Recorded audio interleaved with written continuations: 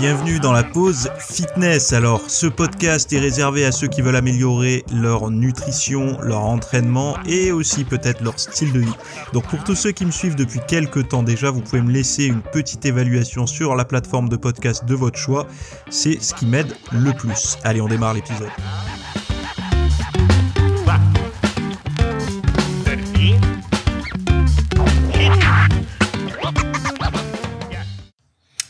Salut à tous, j'espère que vous allez bien. Nouvel épisode aujourd'hui. Alors aujourd'hui, de quoi on va parler ? J'ai récolté pour vous 3 sujets. Le premier, c'est sur la cuisson idéale des végétaux. Le deuxième, c'est l'échauffement des neurones. Et le troisième, ça sera l'hormone de l'exercice. Donc à faire on verra. Je vais pas détailler ça tout de suite parce que j'aime pas spoiler. Non, il y a un nouveau mot. Divulgacher la suite de l'épisode.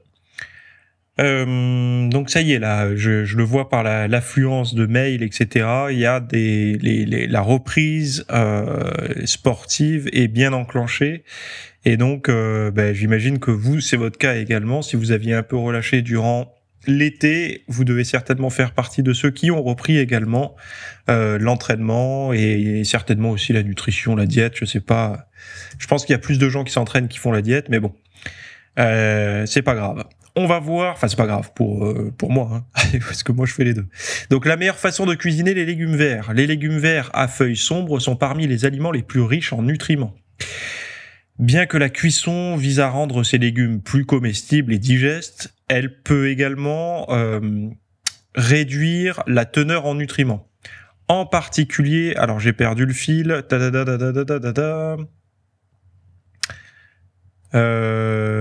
j'ai perdu le fil. Donc légèrement comestible, elle peut également réduire leur teneur en nutriments, en particulier ceux sensibles à la chaleur. Donc cependant, même après avoir bouilli ces légumes pendant 10 minutes, la capacité antioxydante ne diminue que légèrement. Par exemple, les feuilles de chou vert, malgré une cuisson de 10 minutes, contiennent toujours 2 fois plus de vitamine C que le brocoli cru. En revanche, la vitamine C des épinards est fortement réduite lors de la cuisson. Les méthodes de cuisson comme la vapeur et le micro-ondes préservent davantage les nutriments que l'ébullition. Donc vous savez, on avait eu beaucoup de débats dans les années fin d'année 90, début 2000 sur le micro-ondes. C'est vrai que depuis quelques années maintenant, on dirait que le micro-ondes est pas trop mal pour la préservation des nutriments, quoi, des micronutriments. Étonnamment, le chou kale congelé présente une capacité antioxydante 60 fois supérieure au kale frais. De plus, blanchir ou cuire à la vapeur le kale peut même augmenter sa teneur en antioxydants. Et donc en conclusion, ils disent bien que la consommation de légumes verts crus soit idéale, certaines méthodes de cuisson peuvent conserver voire augmenter leur valeur nutritive. Et en fait, pourquoi je voulais récupérer cet article que vous pouvez aller voir dans son intégralité, alors il est en anglais, hein, mais vous avez le lien dans les notes du podcast. Pourquoi je voulais aller voir cet article ? Tout simplement parce que il y a à chaque fois que vous mangez avec en famille ou avec des amis ou que voilà, tout le monde a son petit avis sur la nutrition. Et il y en a toujours qui disent que mais l'idéal c'est de manger cru parce qu'il y a toutes les vitamines et tout ça. Et en fait, c'est un peu la guéguerre du cru contre le cuit. Donc ceux qui sont pour le cru, ils vont dire oui, mais ça préserve toutes les vitamines, les minéraux et tout ça. Et ceux qui sont pour le cuit, ils vont dire oui, mais c'est plus digeste. Et puis ceux qui sont un peu plus compétents, ils vont dire depuis qu'on a inventé la cuisson, c'est aussi l'externalisation de la digestion. Et donc on a pu j'ai perdu le mot. On a pu utiliser son énergie, je vais dire ça comme ça, à des fins autres que la digestion. En fait, ces débats-là, ils n'ont pas lieu d'être puisqu'il faudrait prendre légumes à feuilles sombres par légumes à feuilles... Alors, que pour les légumes verts à feuilles sombres. Un par un et définir exactement qu'est-ce qui est le mieux pour les uns pour les autres. Et en fonction des résultats, ça veut pas dire, par exemple, que la vitamine C, peut-être que c'est mieux dans un certain cas, mais un autre mode de cuisson, ça sera mieux peut-être pour un autre minéral ou une autre vitamine.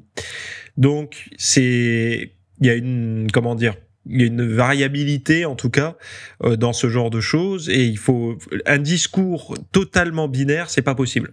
Et c'est en ça, quand les gens veulent rentrer dans le débat, c'est mieux, c'est le cru, c'est mieux le cuit. Ça dépend pourquoi, en fait. Admettons une personne qui digère rien, qui a des intestins hypersensibles, à peine elle mange une carotte crue ou une carotte un peu de carotte râpée, elle ballonne comme pas possible. On a envie de lui dire arrête de manger des aliments crus. Tu vois bien que c'est pas raisonnable pour toi, tu ballonnes à mort. Et après, t'es plus capable de faire grand-chose. Donc, commence par le maximum de cuit possible, jusqu'à ce que, ben voilà, tu commences à avoir les premiers symptômes de ballonnement. Comme ça, au moins, t'auras ta limite de cuit. Et puis le cru, tu t'en inclus un tout petit peu, parce que chez toi, visiblement, ça fonctionne pas. Ça te fait trop ballonner, ça fermente trop. C'est pas quelque chose d'agréable. Ça veut pas dire que tu vas pas tirer les nutriments, mais ça veut dire que c'est tellement désagréable que après, t'es peut-être plus capable de fonctionner correctement. Donc ça, c'est la première chose. Déjà, faut prendre en compte l'individu. Et après, pour les cuissons, alors on savait déjà que parce que quand vous faites bouillir à l'eau, malheureusement, il y a une perte en fait des nutriments dans l'eau de cuisson. C'est en partie pour ça que le bouillon est quelque chose qui a une valeur nutritive assez élevée, parce qu'en fait, vous savez, le bouillon d'os, le bouillon avec des légumes et tout ça là. Pourquoi ? Parce qu'en fait, il y a une transmission des nutriments de l'aliment au bouillon, à l'eau. Mais là, il n'y a pas de problème, puisque l'eau de cuisson, vous la buvez. Mais si vous faites cuire, par exemple, vos brocolis à l'eau bouillante, vous les essorez, enfin, je sais pas comment on dit, oui, vous les essorez, vous les égouttez, pardon. Ce qui est essoré, c'est une éponge ou une serviette trop mouillée. Donc, vous les mettez dans la passoire, quoi, et puis vous les égouttez, vous les mangez, mais là, toute l'eau de cuisson qui contenait initialement, toutes les enfin, la fuite de nutriments qui sont passés du brocoli à l'eau de cuisson, vous avez perdu ça, évidemment, quoi. Donc mieux vaut peut-être la vapeur ou le micro-ondes pour garder un petit peu plus de micronutriments. Après, je suis d'accord avec vous, cuire au micro-ondes, j'ai beau savoir que c'est pas mal, enfin pas mal, pas pire en tout cas, c'est une solution que moi personnellement j'utilise pas souvent, parce que j'aime pas trop j'aime pas trop le goût que ça donne et la cuisson non homogène que ça fait. Je préfère me faire ça à la vapeur ou à haute pression, là, vous savez, comme dans une cocotte minute, là, que à l'eau bouillante ou au micro-ondes ou sinon au wok. Le wok, c'est pas trop mal aussi, hein, contrairement à ce qu'on pourrait penser. Alors, sauf si vous faites brûler une grosse réaction de Maillard, mais si vous faites juste saisir en mangeant limite cru à l'intérieur et cuit à l'extérieur, vous avez une petite combinaison des deux qui peut être pas trop mal. Par contre, ce qui est trop saisi à l'extérieur, c'est foutu, hein. Donc, faut vraiment avoir le coup de main pour saisir sans créer de substances de substances trop nocives pour l'organisme, quoi. Donc voilà, les lire c'est en anglais, mais bon, si ceux qui parlent anglais, vous aurez quelques informations. Mais bon, je vous fais un résumé maintenant, hein. Le cuisson vapeur, cuisson micro-ondes, alterner du surgelé, du cuit, du surgelé, du cru, du surgelé, du frais, pardon, pour les légumes verts à feuilles sombres. Et essayer d'avoir le maximum de modes de cuisson différents, de modes de conservation différents entre le frais et le surgelé. On évite les boîtes quand même, hein, et parce que ça contient beaucoup de sel et puis voilà, et puis de conservateurs autres, et les modes de cuisson. Voilà, comme je vous disais, hein, le micro-ondes pour les plus aventuriers, la vapeur et l'eau bouillante pour certaines choses, où le bouillon est mangé derrière, enfin est consommé derrière, quoi. Mais on voit par exemple que les épinards, les gens n'ont pas tort de les manger plutôt en salade crue, quoi. Alors que nous, typiquement en France, on a plutôt tendance à manger les épinards cuits. Typiquement, le plat le plus connu, c'est épinards à la crème, quoi. Alors nous, on fait des versions un peu plus diète, avec un peu de crème de coco, légère, hein, la crème de coco. Quand je dis légère, c'est pas, elle est allégée, parce que bon, mais je dis elle est légère dans la quantité. Un petit peu une pointe de crème de coco, une pointe de muscade également. Bon, c'est pas l'idéal notamment pour la vitamine C. Mieux vaudrait se faire, je sais pas moi, une salade jeune pousse, et puis vous mettez un peu des pousses d'épinards dedans en plus. Ça vous fait quelque chose de certainement plus riche, quoi. Après, il y a la quantité également, parce que quand vous mangez des épinards cuits, vous en mangez beaucoup plus, certainement, que vous les mangez crus. Parce qu'en termes de taille dans l'assiette, de volume dans l'assiette, ça représente énormément quand c'est cru, alors qu'il n'y a pas grand-chose sur la balance, quoi. Voilou. Alors, deuxième sujet, avant le sport, échauffer vos neurones. Alors là, c'est un article de Cerveau et Psycho, qui explique donc pour optimiser ses performances sportives, il ne suffit pas seulement de préparer son corps, mais aussi son esprit. Une récente publication sur le site justement dont je viens de vous parler suggère que la méditation pourrait être la clé pour améliorer l'attention des sportifs. Méditer avant une activité sportive aiderait à se concentrer sur des informations essentielles, comme suivre un ballon ou viser une cible, tout en écartant les distractions potentielles. Cette approche va au-delà de l'échauffement physique traditionnel et met en l'échauffement physique traditionnel, j'ai mal lu, et met en lumière l'importance de préparer également son cerveau avant une compétition ou un exercice sportif. Alors là, en fait, on est presque dans la visualisation, puisque la visualisation, c'est ça. Je sais pas si vous avez regardé récemment la compétition d'escalade qui a eu courant juillet de mémoire ou début août, je crois que c'était. Je sais pas si vous avez observé les grimpeurs juste avant de passer sur leur mur. Ils sont en train de réfléchir, ils sont en train de monter le mur avec les mains, donc il y a les bras qui bougent avant même d'être sur le mur. Donc il y a quand même une espèce de visualisation. Après, c'est vrai que la méditation logiquement se fait les yeux fermés, on va se projeter, etc. Donc comment suivre un ballon, viser une cible, etc. Donc ça peut éliminer les distractions. Moi, je mettrais un petit bémol. Il faut faire attention. J'avais étudié en fait toutes ces choses de l'esprit sur le corps, sur l'attention et tout, dans le domaine militaire.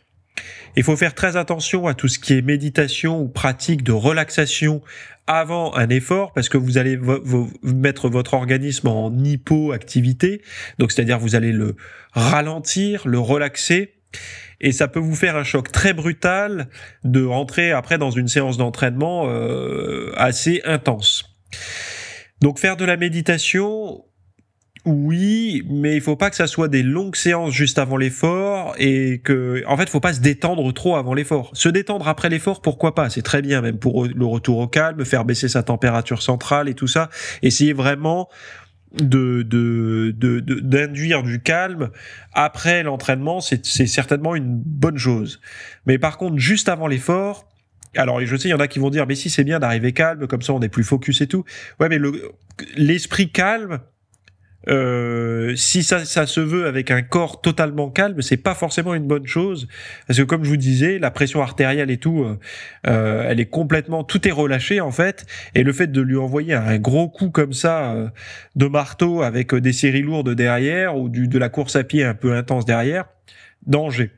Donc dans votre protocole, si vous voulez induire ces fameuses méditations pour être plus concentré à l'effort, ça peut être de la visualisation en méditation sur du développé couché lourd, ou peu importe, si vous faites de la muscu, du crossfit, des anneaux, de la gym, enfin peu importe, d'essayer de méditer sur votre séance de sport, pourquoi pas, mais faites-le avant l'échauffement physique, de manière à ce que, suite à cette méditation qui vous aura dans tous les cas mis un peu dans une détente, même si vous allez faire monter l'adrénaline en visualisant votre séance, puisque si vous visualisez sous une barre très lourde et que vous êtes capable de le faire correctement, cette visualisation, cette méditation, vous n'allez pas être non plus totalement détendu.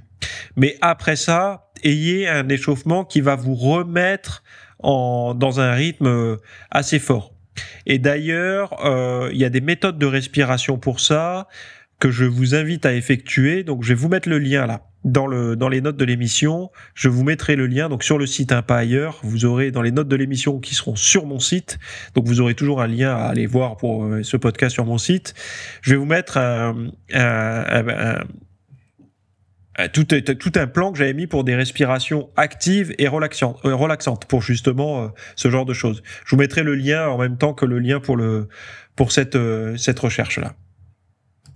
Bon, on continue. Je vous ai mis d'ailleurs le lien méthode de respiration ici dans les notes de l'émission. Comme ça, au moins, vous pouvez avoir tout. Vous avez une vidéo, vous avez un PDF et tout ça qui va bien.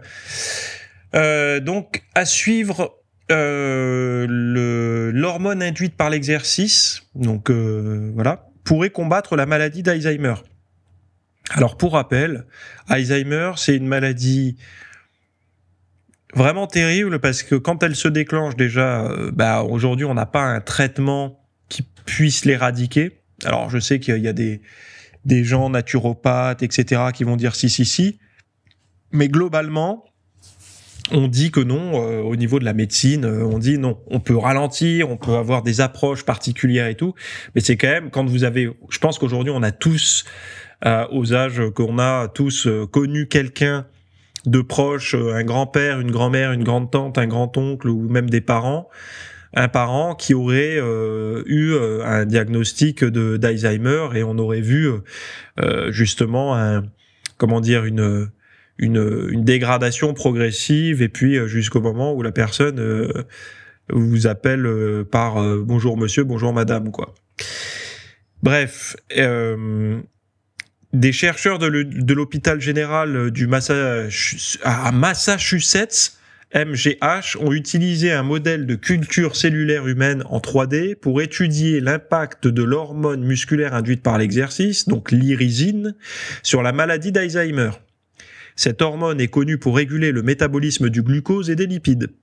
Les études montrent que les niveaux d'irisine sont réduits chez les patients atteints d'Alzheimer. L'équipe a découvert que le traitement à l'irisine réduisait considérablement la pathologie des dépôts d'amyloïde bêta, un signe caractéristique de l'Alzheimer. Cette réduction est due à une augmentation de l'activité de la néprilysine, une enzyme dégradant l'amyloïde bêta. L'irisine se lie à un récepteur spécifique sur les astrocytes des cellules cérébrales, déclenchant une augmentation des niveaux de néprilysine. Et donc Rudolf Tanzi, PhD, donc médecin ou professeur, ou je ne sais plus comment on dit aux États-Unis, co-auteur de l'étude, suggère que l'irisine pourrait être une nouvelle cible thérapeutique pour prévenir et traiter l'Alzheimer. N'oubliez pas toujours le mot prévenir, hein. Parce que traiter, ça fait chier. Ouais, ça veut dire que c'est là. Mais prévenir, c'est cool. Ça veut dire qu'on peut essayer de tirer le frein à main, être debout sur le frein et tout pour justement, on veut pas que ça se déclenche, quoi. Cette recherche ouvre la voie à de nouvelles approches thérapeutiques basées sur les bienfaits de l'exercice physique contre la maladie d'Alzheimer. Vous savez, quand alors je sais pas s'il y en avait plus avant, vous savez, c'est toujours la même chose. Quand vous avez des gens qui vous disent oui mais on vit plus vieux, oui mais regardez les maladies de modernes et tout qu'il y a, avant on mourait pas de ça. Bon, c'est un mauvais débat en fait ça. Pourquoi c'est un mauvais débat ? Parce que la première chose, c'est que si vous mourrez jeune, donc par exemple si vous mourrez à 35, 45 ans, vous n'avez pas le temps de voir arriver des cancers, des pathologies cardiovasculaires d'usure ou de mauvaises habitudes alimentaires, des problèmes d'Alzheimer, de Parkinson, je sais pas, tout un tas de maladies modernes qui sont plutôt susceptibles de se déclencher, on va dire, après 55, 60 ans, quoi. Donc si vous mourrez avant, vous vous dites ils sont morts plus jeunes et c'est bizarre parce qu'ils vivaient moins vieux, mais ils n'avaient pas toutes ces maladies. Ils les avaient pas parce qu'ils n'arrivaient même pas à atteindre l'âge auquel nous on a ces maladies aujourd'hui. Donc ça c'est le premier biais que beaucoup de personnes peuvent avoir. C'est avant il n'y avait pas toutes ces maladies, on a créé toutes ces maladies. Non, on les a pas créées. On a créé une espérance de vie plus longue. Même si avant des gens vivaient très longtemps, hein. C'est pas ce que je suis en train de dire. Il y a des gens qui vivaient très longtemps avant, sauf que l'espérance de vie se basait à la fois sur les gens qui pouvaient vivre longtemps, mais surtout c'était très influencé par les mortalités infantiles. Et ce qui veut dire que si vous avez, je sais pas moi, hein, vous faisiez, c'est pour ça que les gens faisaient plein de gosses d'ailleurs, parce qu'ils en perdaient pas la moitié, mais presque. Si vous perdez beaucoup d'enfants à la naissance, forcément les courbes d'espérance de vie sont énormément influencées par les extrêmes, c'est-à-dire que, enfin, par ces extrêmes-là, une forte mortalité à la naissance. Donc c'est très bien, on ne meurt plus, il y a beaucoup moins d'enfants qui meurent tout petits, ce qui veut dire que c'est une réussite, c'est génial. Mais donc l'espérance de vie, les chiffres d'espérance de vie augmentent. Aujourd'hui, on arrive à maintenir en vie des gens avec diverses pathologies. On le voit, c'est pareil. Je disais tout à l'heure, les personnes un peu plus âgées que nous ou peut-être vous qui m'écoutez ont, je sais pas, peut-être un traitement pour telle ou telle pathologie, un diabète, un cholestérol, une maladie cardiovasculaire, ou que sais-je, ce qui permet de maintenir en vie des gens qui, par le passé, auraient peut-être disparu déjà de la surface du globe. Et toutes ces pathologies-là, c'est vrai que vous avez beau lire quasiment tout les pathologies, tout sur toutes les pathologies, que ça soit l'obésité, le diabète, le cholestérol, enfin les effets néfastes d'un taux élevé de cholestérol chez certains individus, parce que je préfère maintenant prendre des pincettes quand je dis ça, parce que le cholestérol, ça veut rien dire, puisqu'on en produit tous, et qu'il est bénéfique au sein de l'organisme, mais une pathologie liée à ça, par contre, là, c'est autre chose. Donc, même certaines maladies inflammatoires, etc., on se rend compte aujourd'hui que même dans les pathologies de type cancer, que l'exercice physique a un rôle important dans la prévention, voire le traitement de ces pathologies. Sauf pour vraiment une insuffisance cardiaque très sévère, mais là, je délègue ça aux cardiologues, enfin voilà, qui sont bien plus compétents que moi sur ce sujet. Mais encore, j'ai lu des études quand même qui montraient qu'il y avait une forme d'exercice physique à faire pour les personnes qui auraient subi des problématiques de ce côté-là, parce que c'est pas non plus arrivé pour rien, sauf dans le cas où parfois ça arrive vraiment pour rien, malheureusement, coup du sort.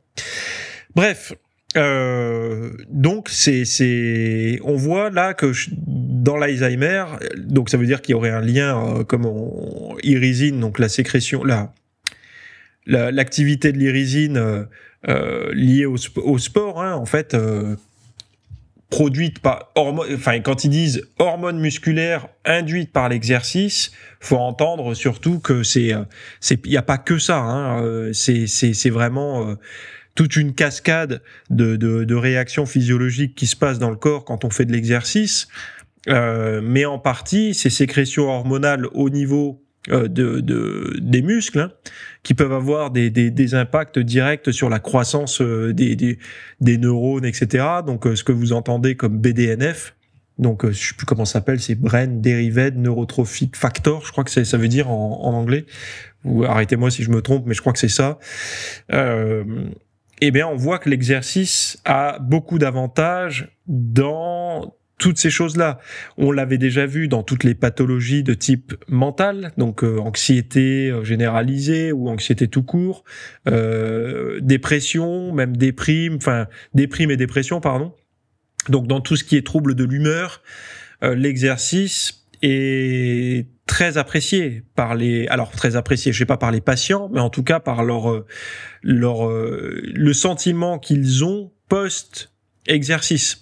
Ils se sentent mieux, ça leur fait du bien, etc. Et même au niveau chimique, il y a une action réelle de l'exercice, quoi. Bref, ça c'est, encore une fois, moi j'aime lire ça, là, que sur Alzheimer ça peut avoir des effets positifs et tout, c'est génial. Moi ça me plaît, pourquoi ? Parce que je fais de l'exercice et que j'ai une facilité à en faire, parce que j'aime ça et parce que je suis tellement convaincu que c'est bon.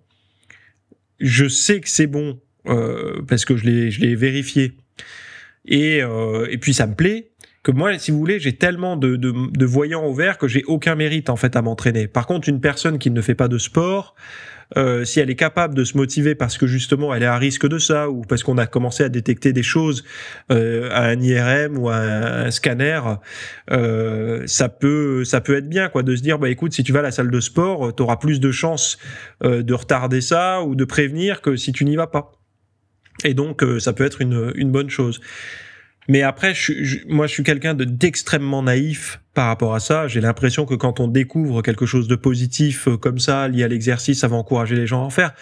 Mais la réalité, c'est que ça va encourager qui à en faire ? Vous et moi. C'est-à-dire les gens qui sont déjà concernés par ça. Et déjà ou passionnés, ou qui en font depuis toujours par habitude. Nous, ça nous conforte dans notre expérience de vie. Mais les gens qui n'en font pas ne vont certainement pas se tourner vers ça. Pourquoi je dis ça ? Parce qu'aujourd'hui, que ça soit les obèses ou les diabétiques ou même ceux qui ont un fort taux de cholestérol et des gros problèmes de santé cardiovasculaire, on leur a dit que l'exercice était bon. Pourquoi il reste le cul vissé sur une chaise ? Soit c'est parce qu'ils... Alors, deux cas de figure. Premier cas de figure, ils n'ont pas forcément envie de vivre beaucoup plus vieux, donc ils aiment vivre dangereusement, donc c'est pas grave, quoi. Ils font partie de ceux, ça arrivera aux autres. Moi, voilà, il n'y a pas de problème. Même si on m'a dit que j'avais toutes ces pathologies, ça va, je fais pas si mal que ça dans la vie, donc je fais pas d'exercice. La mort ne m'effraie pas trop. Deuxième cas de figure, je suis médicamenté. Donc j'ai des médicaments, donc pilule magique, tout va bien. Je peux avoir du surpoids, je peux faire tout. C'est pas grave, je suis traité, je prends des médicaments, donc je peux manger du poulet mayonnaise, du poulet rôti mayonnaise avec des frites sans problème, puisque j'ai mes médicaments magiques. Et il y a un troisième cas de figure. Là, c'est les gens qui savent que c'est bon, qui en sont convaincus, mais qui ont une résistance à le faire, pas possible, quoi. C'est-à-dire que je sais pas, ils arrivent pas à mettre, quand ils le font, ils sont contents, mais ça, comme si c'était trop dur pour eux, en fait. Ils ont une volonté vraiment très minime face à l'exercice physique. Mais tout ça, en fait, ils font confiance, en fait, au hasard. C'est-à-dire que c'est un petit peu, ils ne mettent pas les statistiques dans ils essayent pas d'orienter au mieux le hasard, quoi. Le hasard et les statistiques. Parce que, par exemple, je vais prendre un cas tout simple, mais si, par exemple, vous avez, je sais pas, moi, on vous dit, on vous met des jeux à gratter devant les yeux. Donc, il y en a un vert, un rouge, un bleu, etc. Et on vous dit que, statistiquement, les bleus, ils remportent beaucoup plus facilement des gains que les autres couleurs. Par contre, les autres couleurs, parfois, ils rapportent des gains aussi. Ça serait quand même stupide de pas prendre le bleu, puisque statistiquement, c'est celui qui rapporte le plus souvent des gains. Mais il y a des gens, en fait, qui n'arrivent pas à comprendre ça, en fait. Ils restent vraiment sur j'ai un médicament, donc tout va bien. Ou alors, je fais pas si mal que ça dans la vie, il y a pire que moi. Et en fait, le il y a pire que moi, ça les conforte un petit peu. C'est un petit peu, vous savez, comme les alcooliques, les fumeurs ou les drogués. Seuls chez eux, ils culpabilisent, ou en tout cas, ils s'en veulent. Par contre, quand ils sont en groupe, en société, avec d'autres personnes qui ont la même addiction ou le même... je parle d'addiction, hein, je parle pas du verre de rouge ou quoi. Hein, je parle vraiment d'addiction, ou quand ça devient nocif pour la santé réellement, en fait, hein, sur consommation et tout. Il y a un effet apaisant de voir quelqu'un qui picole plus, qui fume plus ou qui se drogue plus. Oh ben moi finalement ça va. Non, ça va pas en fait. Il y a toujours, si tu faisais pas, ça irait mieux. Mais le fait d'être en société avec des gens qui le font et qui d'autant plus consomment plus que toi, c'est comme par exemple un groupe de personnes en surpoids. La personne qui est légèrement en surpoids se sentira en bonne santé par rapport à des gens qui sont obèses, en obésité morbide. Et bon, on a toujours, c'est comme en bagnole, hein, il y avait des études qui avaient été faites, on a toujours tendance à se croire un légèrement meilleur conducteur que la moyenne. Sauf que, il y a quand même des mauvais conducteurs, donc ils existent bien quelque part. Et si tout le monde se juge légèrement mieux que la moyenne, c'est bizarre. On voit bien que ça ne fonctionne pas. Donc, c'est pourquoi j'ai dérapé autant sur ce sujet, parce que j'ai beau être naïf à la base quand je lis ça, avoir un peu les pupilles qui se dilatent en me disant c'est super, on trouve dans une hygiène de vie saine et tout ça des pistes pour des pathologies qui sont aujourd'hui, on a envie de le dire, elles sont incurables, ces pathologies comme Alzheimer. Hein. Eh ben, on trouve des pistes pour ralentir, prévenir ou même peut-être traiter dans un futur. C'est génial. Et sauf que, on le voit bien dans la réalité, les gens ont beau savoir que l'obésité peut en partie être solutionnée par une meilleure hygiène de vie, dont de l'activité physique. Pourtant, il y a plein d'obèses et ça continue à augmenter. Et même des gens, parce qu'il y a des obèses qui veulent pas maigrir, mais il y a des obèses qui veulent maigrir et qui savent qu'il faut faire du sport et qui n'en font pas. Je parle pas des obèses qui s'en foutent et qui s'acceptent, ils ont envie de vivre obèses, c'est un choix, c'est une liberté, pas de problème. Je parle de ceux qui aimeraient perdre, qui aimeraient être en meilleure santé et qui savent que le sport serait bon, mais qui n'en font pas. Donc là, il y a quelque chose. Il y a quelque chose. Et quelle est cette autre chose que la barrière de la volonté ? Il faut m'expliquer. Ou alors il y en a qui vont dire oui, les douleurs, le mal de dos et tout, mais il y a des pratiques, par exemple, il y a du vélo assis. Et si on a trop mal aux genoux, il y a les bras pour pédaler. Donc il y a toujours un petit truc à faire pour commencer à s'y mettre. Et puis les douleurs aux genoux, par exemple, vont s'estomper quand le poids de corps va diminuer. Enfin bon, bref. Donc je suis naïf à la base quand je lis ça et je suis enthousiaste. Et puis après, mon petit côté rationnel revient à la rescousse pour me dire écoute mon Théo, tu sais bien que ces choses-là, ça prendra pas quoi. Ça prendra que s'ils arrivent à isoler cette hormone, à la synthétiser et à l'injecter aux gens. Mais si tu leur dis il va falloir faire des squats, des curls, du développé couché, de la course à pied, des burpees et tout, tu vas en perdre la moitié. Ils vont dire attends, ok bon, je vais d'abord au McDo et puis on revient, on en rediscute. C'est normal. Il y a des gens ici qui ont été éduqués sur la médecine, c'est un médicament, le sport, c'est la performance, c'est le jeu et tout. Et en fait, il n'y a pas de pont entre les deux. C'est pas possible. Il y en a pas. Pour eux, il y en a pas.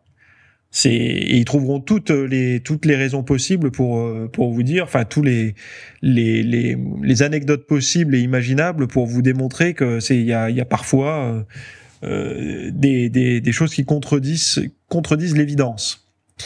Bref, perdre les kilos de l'été, comprendre les variations saisonnières, perdre du gras et prendre du muscle. Alors c'est ce dont je vous ai parlé ce week-end. Donc si vous n'avez pas vu, c'est le moment d'aller voir. Pourquoi j'ai fait ça? Donc vous avez un PDF complet, vous avez une vidéo. J'ai fait ça parce que quand on rentre de congé, quand on a fini l'été, que voilà, on a certainement fait des grillades, on a fait des grillades, on a fait des restaurants, on a peut-être un peu picolé, on a peut-être un petit peu levé le pied sur les entraînements parce qu'il faisait trop chaud, bon. Et donc du coup, on se retrouve en septembre à soit vouloir faire une détox de tous ces excès, perdre un peu de gras et tout, ou alors pour certains qui ont levé le pied sur l'entraînement, reprendre toute la viande perdue, quoi. Donc reprendre du muscle. Donc c'est pour ça que j'ai voulu regarder un petit peu s'il y avait des nouveautés par rapport à ça, parce que j'en avais parlé un petit peu de la saisonnalité des hormones et tout sur le site, en fonction des périodes de l'année, quelles sont les hormones sécrétées, donc notamment chez l'homme, parce qu'on parle beaucoup des cycles chez les femmes, mais assez peu chez l'homme, et il y avait eu beaucoup de recherches sur le sujet, mais personne n'en parle, donc j'en avais parlé déjà dans un cours précédent. Et là, j'avais envie d'observer plus les comportements alimentaires au fur et à mesure des saisons, de manière à créer des approches diététiques en cohérence avec ça, avec les saisons. Donc ça, c'est la première chose. Mais la seconde chose, c'était que le but, c'était de prendre de la masse musculaire pour ceux qui en avaient perdu pendant l'été, ou perdre du gras pour ceux qui avaient un peu dilaté pendant l'été.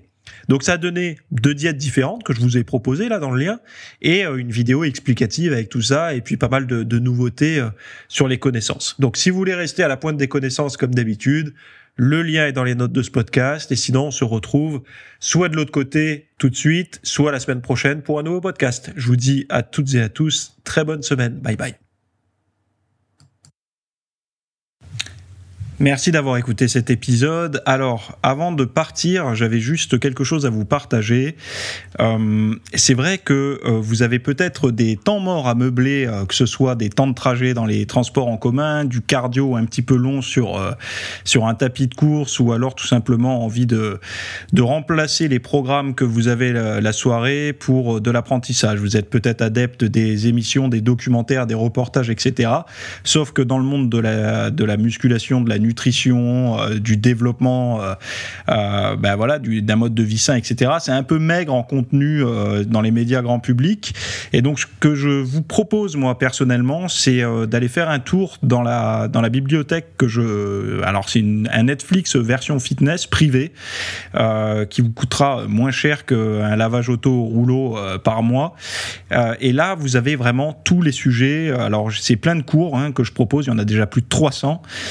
Ce sont voilà, sur le sommeil, sur les hormones, sur la nutrition. Donc ça peut être pourquoi on a faim, pourquoi on n'arrive pas à tenir un régime, comment faire, quelles sont les solutions, mais aussi d'anatomie pour l'entraînement, des programmes d'entraînement. Donc tout ce qui est lié à la perte de graisse, si vous avez du gras sur le bas du ventre depuis des années, ou alors si vous avez du mal à prendre de la masse musculaire, tous ces sujets du plus connu, entre guillemets, du plus recherché au plus pointu, tous ces sujets sont largement abordés dans cet espace VIP.